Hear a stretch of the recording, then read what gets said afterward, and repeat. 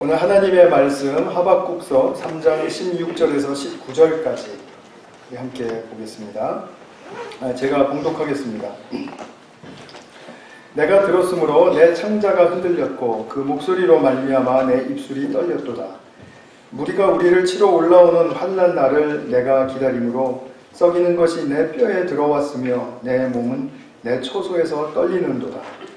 비록 무화과 나무가 무성하지 못하며 포도나무에 열매가 없으며 감람나무에 소출이 없으며 밭에 먹을 것이 없으며 우리의 양이 없으며 외양간에 소가 없을지라도 나는 여호와로 말미암아 즐거워하며 나의 구원의 하나님으로 말미암아 기뻐하리로다. 주 여호와는 나의 힘이시라. 나의 발을 사슴과 같게 하사 나를 나의 높은 곳으로 다니게 하시리로다. 아멘.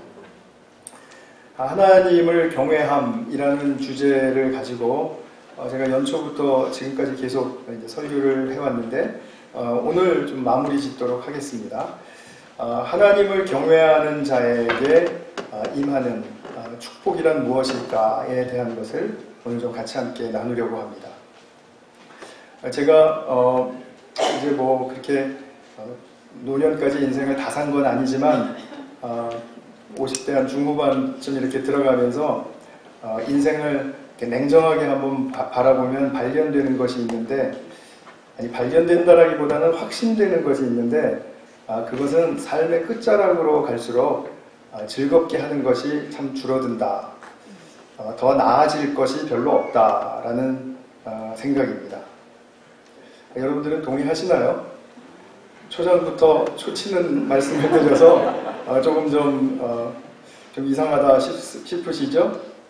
우리가 10대, 20대 때는 학교 다니고 졸업하고 그 다음에 또 친구들도 만나면 기쁘고 또 뭐 재미있는 놀이가 즐겁고 또 세상에 나가서 직장 구하고 또 그러다 결혼하고 또 아기 낳고 또 승진하고 막 이러다 보면은 나를 즐겁게 하고 우리가 점점 삶이 이렇게 가다 보면 나아지겠구나. 점점 나아지다가 난 도대체 어디까지 나아질까? 뭐 이렇게 기대를 할 수도 있겠지만, 그러나 사실 아이들도 다 커버리고, 그리고 요즘은 또 뭐 조기 은퇴하는 분들도 많고요.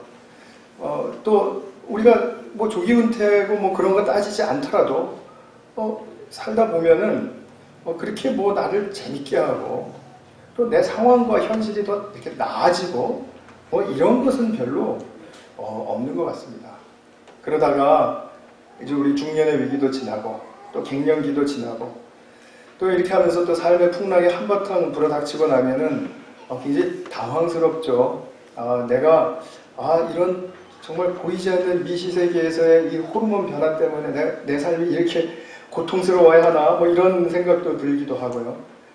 그 다음에 내가 정상적이고 정말 너무나도 아무렇지도 않을 것 같다라는 그런 어떤 일들이 내게 갑자기 상처로 확 다가올 때는 내가 예기치 못하게 너무나 쓰러지는 자기 자신을 발견하기도 하고 고통이 더 크게 느껴진다 이거죠. 지금까지 가졌던 기쁨과 즐거움은 도대체 무언가 내 인생 뭐 도대체 나를 어떻게 세워주고 있는 것인가 이렇게 생각하게 만든다라는 거죠. 저도 게인스빌에 와서 이제 14년째 목사로서 살면서 해가 갈수록 더 즐거운 일이 많이 생기고 성취감이 늘어나는 인생이냐고 이렇게 물어보신다면 혹시 저는 아니라고 말할 수 있습니다. 아닙니다. 그건 아닌 것 같아요. 제가 잘하고 못하고의 문제를 떠나서 말씀드리는 것입니다. 그리고 제 환경이 좋으냐 안 좋으냐 그것도 떠나서 말씀드리는 것입니다. 저는 그냥 저의 인생에 그냥 그 본질을 보고 그냥 느끼는 바를 솔직하게 말씀드릴 뿐입니다. 이 땅에서의 삶은 어차피 자기 혼자만이 남는 그 방향을 향해서 가는 거잖아요. 우리 결혼 생활을 하다가도 배우자 중 하나만 일단 먼저 남게 되지 않습니까? 그리고 자식들이 있어도 장성한 자식들 정말 자기 살 길 바쁘잖아요. 저희 아버님만 보더라도 자식이 셋이 있는데 어떤 자식들인지는 모르겠지만 하여튼 그 자식들 때문에 힘이 나고 뭐 즐거워하시는 것 같지는 않습니다. 외로움과 그리움은 우리로 하여금 피할 수 없게 만들죠. 더 외로워지고 무언가 더 그리워지고 그런 것들을 문득문득 내면의 세계에서 만날 때마다 우리는 무엇을 생각하시게 되나요? 내가 만약에 대단한 것을 과거에 이루었다 하더라도 그게 위로와 격려가 되어서 지금 현실을 더 나아지게 합니까? 과거는 과거죠. 지금 나를 더 나아지게 하지는 않죠. 그러고 보니까 어저께 우리 결혼한 신혼부부에게는 전혀 격려가 되지 않는 말을 내가 하고 있어서 정말 좀 미안하긴 합니다. 근데 한 가지만 더 말씀드리면, 예수 믿으면 다 잘 됩니까? 뭐가 잘 되기를 바라시나요? 우리 아젠다가 있을 거 아닙니까? 제가 뒤에서 아젠다 얘기를 좀 드리려고 하는데, 우리의 아젠다가 뭔가요? 계획과 정말 중요한 그 필요 목록이 무엇입니까? 자신의 삶의 여건과 또는 건강과 또는 성취와 이런 것들이 좀 나아지면 그것을 얻으셨으면 누리세요. 그건 당연히 누리셔야 할 것입니다. 선물입니다. 그러나 그런 것이 있다고 해서 내가 더 나아질 거다라는 미래를 보장합니까? 그러진 않잖아요. 그죠? 그거는 그때의 선물이지 그것으로 말미암아 내가 미래의 덕을 보게 되는 것은 아닐 가능성이 참 많습니다. 그리고 무엇보다도 확실한 것은 그것은 영원하지가 않다는 것입니다. 우리 안에 그럼에도 불구하고 그 누구도 더 좋아질 수 있는 것이 하나 있습니다. 여기에 희망이 있습니다. 제일 중요한 것인데 우리는 거의 그것을 잊고 사는 것 같습니다. 무엇일까요? 자신의 영혼입니다. 이 생을 마칠 때까지 점점 더 열릴 수 있고 점점 더 좋아질 수 있고 점점 더 깊어질 수 있는 것 딱 하나 있는데, 보장된 것 딱 하나 있는데 그것은 하나님이 우리에게 심어주신 영혼입니다. 영혼. 오늘 하나님을 경외하는 자는 이 영혼이 열린다, 또 이 영혼이 즐거워한다 라는 그 복을 누린다는 기독교 신앙의 정말 핵심 중의 핵심이라고 볼 수 있는 이 부분을 좀 함께 살피도록 하겠습니다. 먼저 우리가 하박국서를 지금 읽으셨는데, 이 하박국서 이 3장은 선지자의 기도의 전문입니다. 기도가 이제 3장 2절부터 1절에 하박국의 기도라 그러고 이제 2절부터 쭉 하면서 오늘 읽으신 19절까지가 이제 하박국의 기도인데, 그러니까 오늘 읽으신 부분은 기도문의 결론이 되겠죠.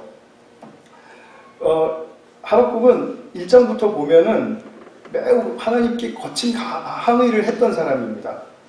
이스라엘 백성이 하나님께서 살라고 하신 그 생명의 법, 말하자면 율법을 거듭거듭 일탈했습니다. 보통 일탈한 게 아니었죠.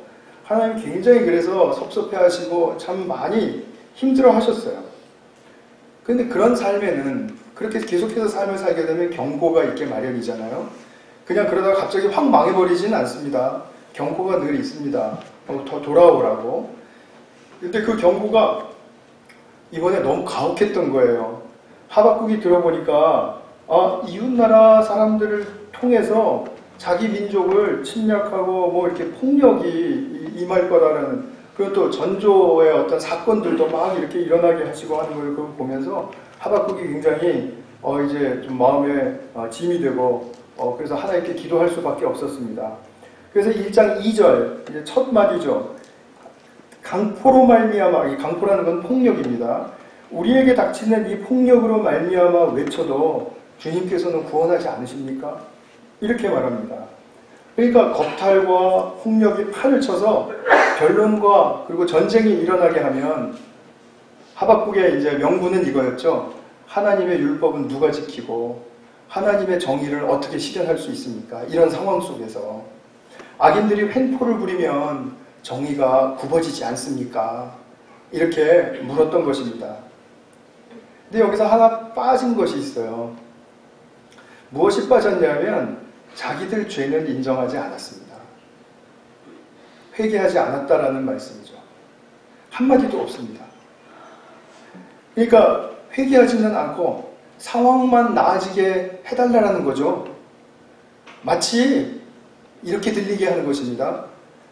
환경이 나아지면, 우리의 삶의 여건이 더 나아지면 하나님의 율법과 정의를 이루어 드릴 수 있을 것 같은 그런 뉘앙스로 지금 말하고 있죠. 이거는 굉장히 영적으로 무지한 소리입니다. 말은 맞고 신앙적인 단어들은 다 거기 들어가 있는데 사실 본질은 영적으로 무지한 소리입니다. 상황만 나아진다고 해서 하나님의 율법을 잘 지켜드리고 정의를 이루어드릴 수 있다? 아니잖아요.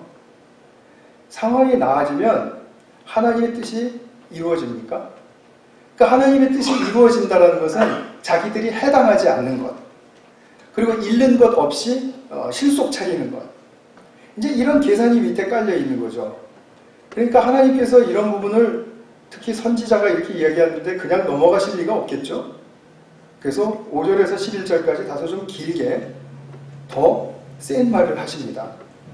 너희가 놀라고 더 놀랄 일을 내가 행할 건데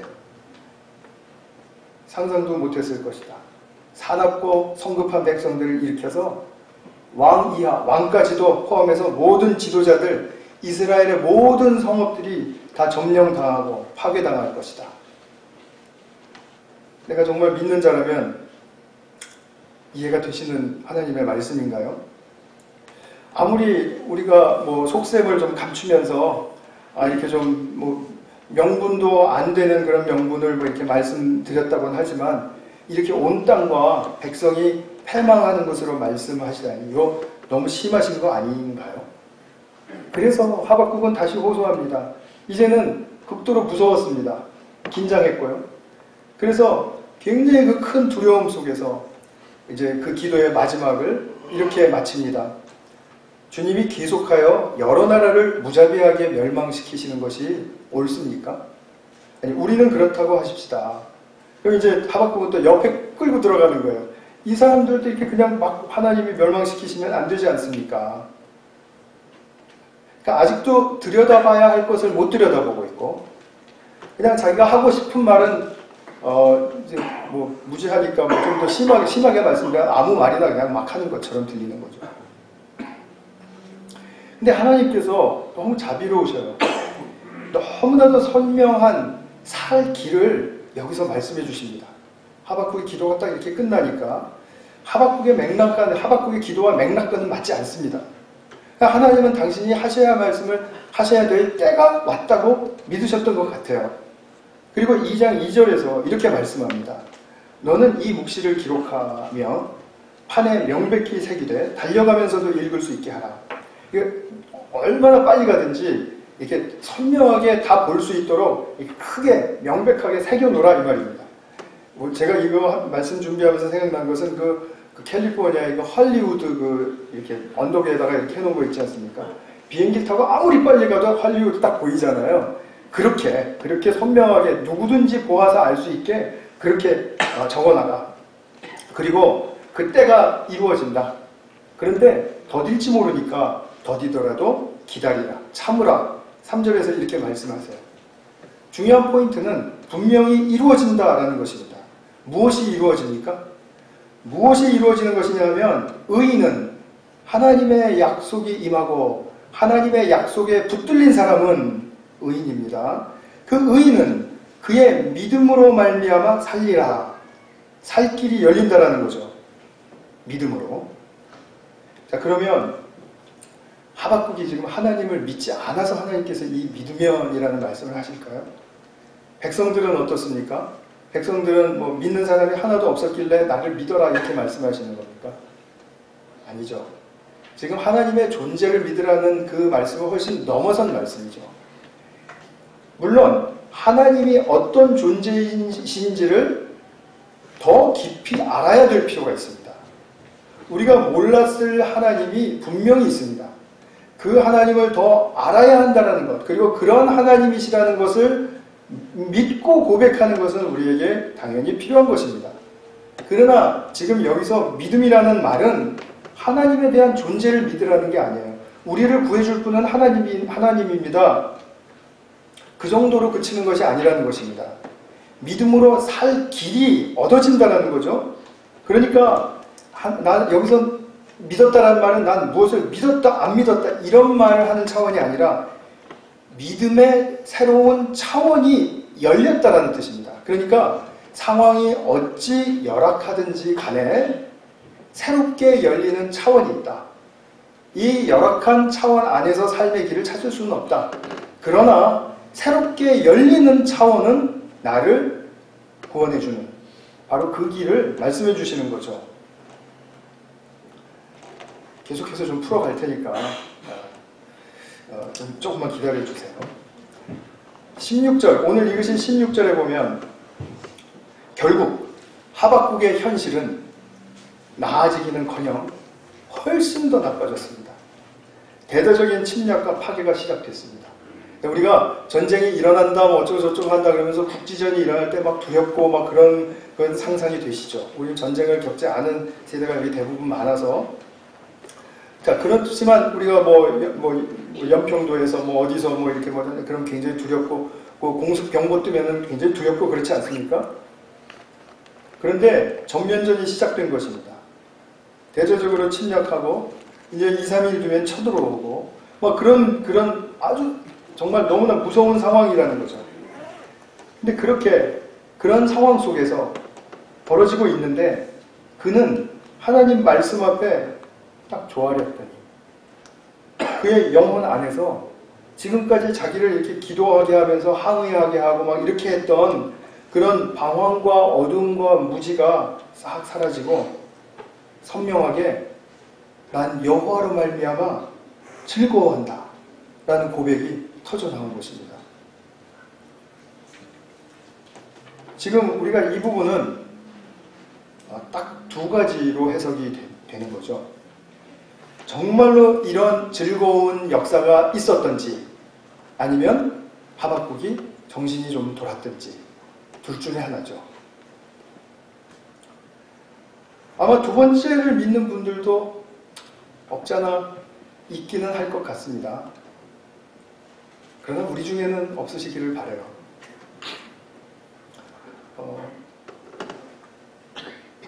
그래서 하박국이 이러한 그 고백이 터져나온 다음에 우리가 이 부분을 가만히 생각해 보면 이것이 어떤 역사인가? 도대체 무슨 일이 일어난 건가? 굉장히 우리가 알고 싶지 않습니까?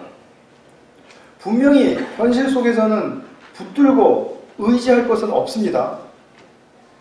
그런데 나를 붙들어 주시려는 그 하나님의 은혜의 열림에 내가 완전히 붙들렸다라는 그런 새로운 현실이 임한 것입니다. 다시 한번 말씀드릴게요. 현실 속에서는 의지하고 붙들 게 없습니다. 그런데 단지 하나님이 은혜로 나를 붙들어 주시려고 하는데 그 붙들어 주시려고 하는 그 하나님의 은혜에 내가 완전히 포로가 되었다 이 말씀이죠. 포로가 되어버리니까 그 임함의 결과로 말미암아 새로운 현실의 임함의 결과로 말미암아 하나님으로 말미암은 즐거움이 그 선물의 정체였다라는 것입니다. 그것이 새 힘이었어요. 하박국이 이제는 자기가 누가 뭐라 그래도 나는 산다. 그리고 그냥 생명만 부지하면서 사는 게 아니라 나는 퀄리티 있는 삶을 산다. 진짜 삶을 산다. 그거를 배웠다라는 것입니다. 여기서 우리가 이제 한번 돌아보고 싶은 것은 그럼 도대체 하박국의 아젠다는 뭐였으며 또 그것과 비교될 수 있는 우리의 아젠다는 무엇이며 하나님께서 가지고 계신 아젠다는 무엇이길래 이런 일이 이런 상황 속에서 이렇게 일어나는가 그걸 좀 살펴보려고 합니다. 우리가 사람들에게 정말 가장 큰 필요가 무엇입니까? 라고 물어보면 여러 가지 답할 수 있겠죠. 그러나 위기 상황 속에서는 누가 뭐라 그래도 안전을 원한다라고 말할 것입니다. 우리 아젠다의 1번이죠. 미국에서는 특히 9.11 이 테러 이후에 이제 이 안전에 대한 엄청난 정말 그야말로 예민함이 극도로 솟아있지 않습니까? 그러던 중에 작년 2017년도에만 미국에서 총기 사건이 300여 건 일어났답니다. 거의 매일 하루에 한 번꼴입니다. 뉴스에 안 나와서 우리가 1년에 몇 개만 듣고 그냥 지나가는 거죠. 그것도 불안해 죽겠는데 사실은 통계를 보면 하루에 한 번꼴로 총기 사건이 일어납니다.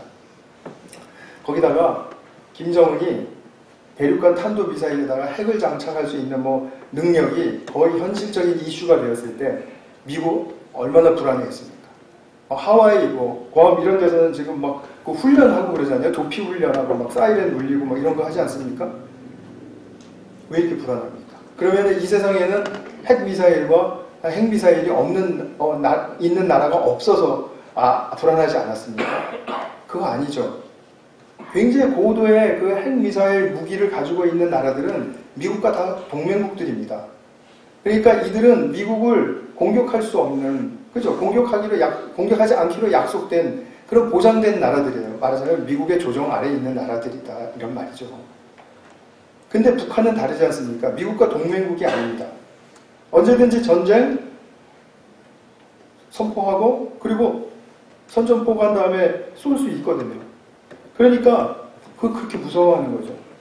기술로나 또는 군사력으로나 압도적으로 정말 이 세상에서 이럴 수 없는 나라, 무기력으로는 정말 이럴 수 없는 그 미국이 북한이 미사일 쏜다 그러니까 너무 불안해하는 거죠. 이만큼 우리는 안전에 대해서 약하다라는 뜻이죠. 그러면 안전만 사람들의 필요일까요? 아닙니다.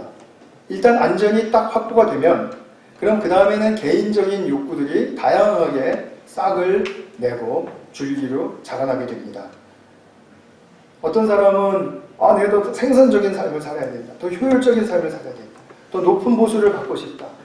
내게 더 유익한 친구들이 많았으면 좋겠다. 내 주식이 좀 잘 됐으면 좋겠다. 내 건강이 더 좋아졌으면 좋겠다. 이런 것들이죠. 더 높은 관심을 갖게 됩니다. 학위를 하나 끝나면 또 두 개 더 하고 싶다. 그건 아닌가요? 그러면 우리가 더 나은 삶을 원하면서 이렇게 하나님이 채워주신다고 나 믿습니다. 그러면서 또 하나님이 모든 것을 주관하여 주시니까 채워주실 것을 내가 믿습니다. 믿음이 있는 자는 무시하지 않는다고 하시지 않았습니까? 그러니까 믿음을 보시고 하나님이 채워주셔야 되는데 하나님이 채워주십니까? 안 채워주십니까? 채워주신다고 하는 분은 없을 거예요. 아마. 그죠? 안 채워주세요. 그러면 우리의 아젠다가 어디서 잘못됐다는 거 아닙니까? 아니면 하나님이 능력이 없으시든지 우리를 사랑하지 않고 능력이 없으시든지 아니면 우리의 아젠다가 잘못됐든지 둘 중에 하나죠. 우리가 이렇게까지 정말 안 들어주시면 우리가 자기 아젠다를 점검해야 되는데 검토해야 되는데 자기 아젠다에 있는 필요 목록들을 하나도 이렇게 지우고 싶지 않은 거예요. 이런 것들이 다 내게 주인이 되어 있는 것입니다. 우리 아까 찬양 가사에서처럼. 이와 같은 우리 더 나은 삶에 대한 희망과 요청이 우리를 위한 하나님이 특별히 가지고 계시는 아젠다가 아니라는 것. 물론 아까도 말씀드렸지만 안전, 행복, 부호, 건강 이런 것은 있을 때 즐기십시오. 잘 즐기십시오. 그러나 그것이 미래를 보장해 주지는 않는 것이고 또 그만큼 채워지지 않을 수 있는 가능성은 너무나 큰 것이기 때문에 우리는 내가 필요한 것을 무엇이든지 주장할 수 있다라고 그렇게 믿는 우리의 교만을 버려야 됩니다. 내가 필요하다면 내가 왜 주장해야만 합니까? 그런 법은 없는 거거든요. 그러니까 우리가 필요 자체가 나쁜 것은 아니지만 우리가 그것을 가지고 주장하고 또 그것보다 더 나아져야 하고 하는 그런 우리의 아젠다는 잘못된 것임을 알고 빨리 고쳐야 된다 이 말이죠. 우리가 그러면 우리의 삶을 위한 하나님의 아젠다는 무엇입니까? 어디서 찾고 어디서 이것을 알 수 있을까요? 말씀이죠. 말씀. 너무나 성경에 너무나 많지만 요한 3서 2절 말씀이 제일 유명한 말씀인 것 같아서 여러분들께 다시 한번 소개해 드립니다. 내 영혼이 잘됨 같이 네가 범사에 잘되고 강건하기를 간구하노라. 우리 영혼이 잘돼. 우리 영혼이 열립니다. 우리의 영혼이 새로운 힘을 얻습니다. 새로운 차원으로 들어갔습니다. 자, 그러면 우리 범사가 다 잘 된다는 게 아니에요. 돈이 뭐 더 생기고 뭐 건강도 좋아지고 뭐 명성도 높아지고 이런다는 게 아니에요. 내가 그것을 볼 수 있는, 그리고 그것을 잘 가치롭게 여길 수 있는 안목과 자신감이 생긴다는 거죠. 즉 삶의 실력이 생긴다는 것입니다. 내게 부정적인 것은 무조건 내게 아닌 것이고 내게 도움이 되는 것만 무조건 좋은 것이었는데, 좋은 것이든 나쁜 것이든 다 이것들은 하나님께서 선용하시면 얼마든지 하나님의 뜻을 이룰 수 있는 도구가 된다 라는 것을 믿는 그런 믿음이 생겼기 때문에, 범사에 잘 된다라는 말은 그것을 볼 수 있는, 그것을 여유롭게 품을 수 있는 그런 큰 자가 되었다라는 뜻입니다.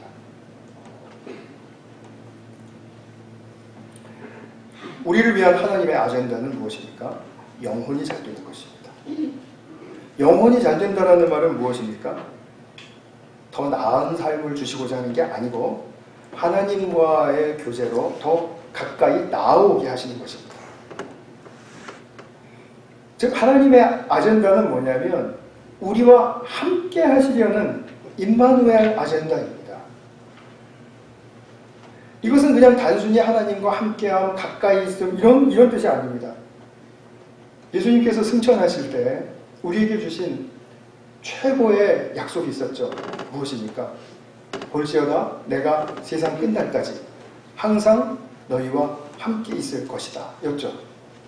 내가 너희와 항상 함께 있을 것이다 라는 말씀은 약속이었습니다. 근데 이 약속이 계속 말로는 우리가 이해하고 지금 간직되고 있는데, 이 약속의 성취가 내 삶에서 직접 일어났느냐라는 것은 또 별개의 문제라는 것입니다. 이 약속의 성취가 일어났다. 예수님이 나와 함께 계신다라는 그 성취가 일어났다는 것은 내가 예수님을 직접 만나는 것을 말하는 것이고, 예수님이 내 안에 들어온 것을 내가 분명하게 확신하고 증거할 수 있는 것을 말하는 것이고, 그것은 바로 하나님이 가장 우리를 위한 간절하고도 필수적인 아젠다로서 1번 목록에 속하는 것이다라는 것을 성경은 계속해서 우리에게 말해주고 싶은 것입니다. 그렇기 때문에 주님의 이 약속의 성취가 내 영혼이 열림으로써 딱 일어나면은 나는 어떤 자입니까? 예수님의 약속의 성취자가 되는 것이잖아요. 얼마나 복된 타이틀입니까? 예수님의 약속을 성취한 자. 레리 크랩은 좋은 많은 책을 썼지만 하나님을 즐거워하라 라는 그 또 책에서 이것이 기적이다. 이것이 기적이다라고 말했습니다. 그리고 따라온 이것을 볼 때 우리 세 가지 기적을 말할 수 있다. 이렇게 말했습니다. 첫 번째는 뭐냐면 하나님과의 실질적인 만남이다. 실질적인. 가상의 만남도 아니고 허구도 아니고 진짜 만남이다. 내가 그냥 보고 싶은 것만 보고 내 가려져 있는 것 이상은 보려고 하지 않으니까 안 보이는 거죠. 하나님 분명히 시퍼렇게 살아 계시다는 말씀이죠. 우리 지난번에 엄기용 목사님 오셨을 때 그러셨나요? 천국 가면 하늘은 파랄 것이라고. 왜냐하면 하나님이 시퍼렇게 살아 계시니까. 그래서 하나님, 그 시퍼렇게 살아 계시는 하나님 만나란 말이죠. 자기가 알아요. 자기가 알아요. 내가 만난다? 안 만난다? 이렇게 진단인가 할 거 없습니다. 자기가 알아요. 물론 하나님은 다 아는 건 아니에요. 그 크신 하나님은 우리가 어떻게 다 알겠어요. 하나님을 만나는 건 진짜 사건입니다. 그리고 두 번째로 공동체의 진가를 경험한다는 것입니다. 내가 오고 싶으면 오고 그냥 오늘도 늦게 오신 분들 대부분이신데 늦게 오시고 싶어서 늦게 오시는 분들은 아니겠지만, 그렇지만 우리가 기억해야 될 것은 그냥 늦게 와도 그냥 예배 드릴 수 있고 한 그런 내 생각이 주장하잖아요. 그죠? 근데 에베소서를 제가 이제 20번 같이 이렇게 우리 계속 공부하고 있는 성도님들 속에서 나오는 고백이 뭐냐면 내가 교회를 지금까지 왜 이렇게 몰랐을까요? 내가 교회에 대한 태도가 달라졌어요. 생각이 달라졌어요. 이렇게 말하는데 정말 저는 기뻤어요. 우리가 예배드리고 그리고 교제하고 또 교회를 통해서 봉사하고 또 리더의 직분을 맡고 이런 것들은 그냥 맡으니까 하고 싶으면 하고 자원해서 한다고 그러니까 그렇게 해서 하는 거 아닙니다. 보다도 이 공동체의 진가를 경험할 때 그것 자체가 얼마나 소중한 직분인지, 제가 믿기로는 우리 글로리아 성가대원들은 이 찬양의 직분이 얼마나 소중한지를 알고 지금 애쓰시는 분들이에요. 제가 분명하게 믿기로는 그것이 보여요. 그게 안 보이고 그렇게 안 보이고 뭐 보였다가 뭐 안 보였다 이런 문제 아니라는 것입니다. 그렇기 때문에 공동체를 경험하는 것, 그 다음에 세 번째로는 변화가 일어난다는 것입니다.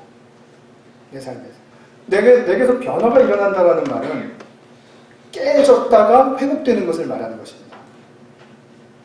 변화는 그냥 이렇게 덧칠해가지고 변화됐다 이런 차원의 변화가 아닙니다.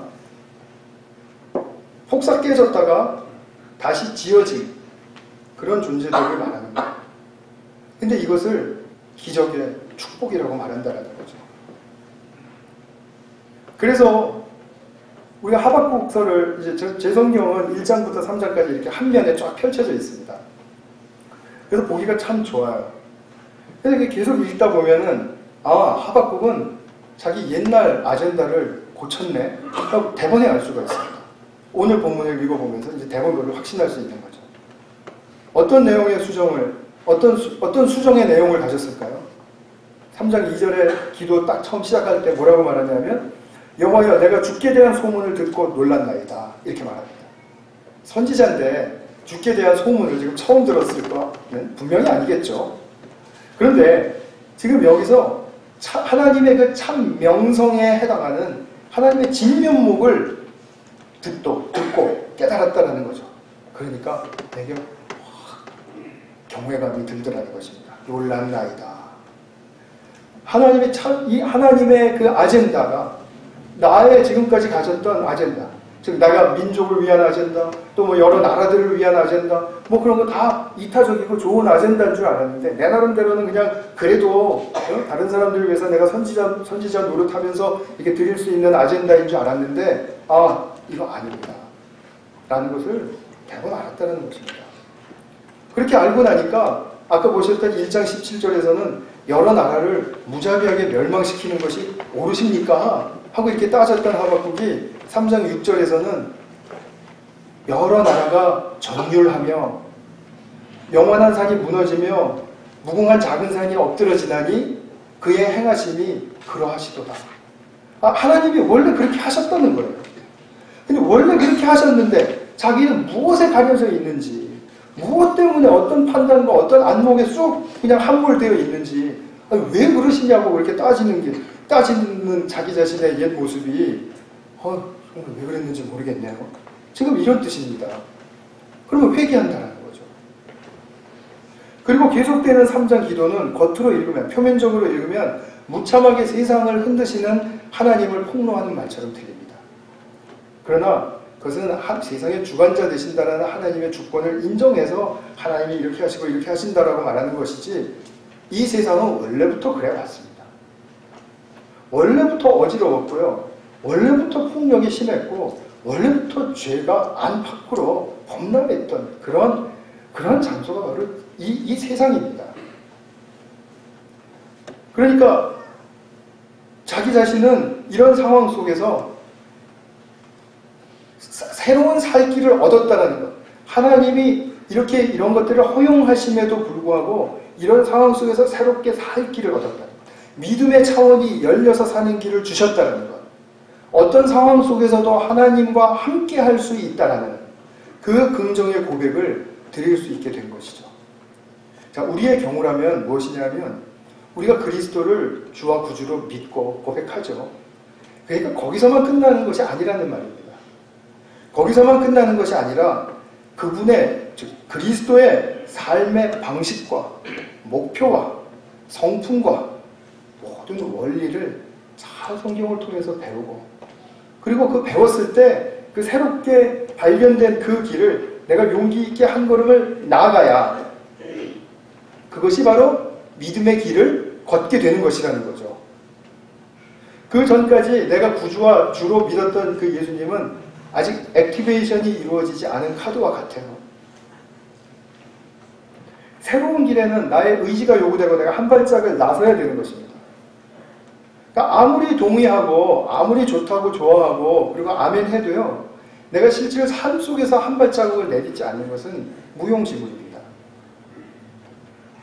내가 이 새 길을 한 발짝 나갈 때 임마누엘의 역사를 경험하게 되는 것입니다. 임마누엘의 역사가 내게 열리게 되는 것입니다. 하박국은 하나님으로 말미암아 즐거운 삶의 새 힘을 지금 경험하고 얻었습니다. 그리고 또 하나 고백을 덧붙입니다.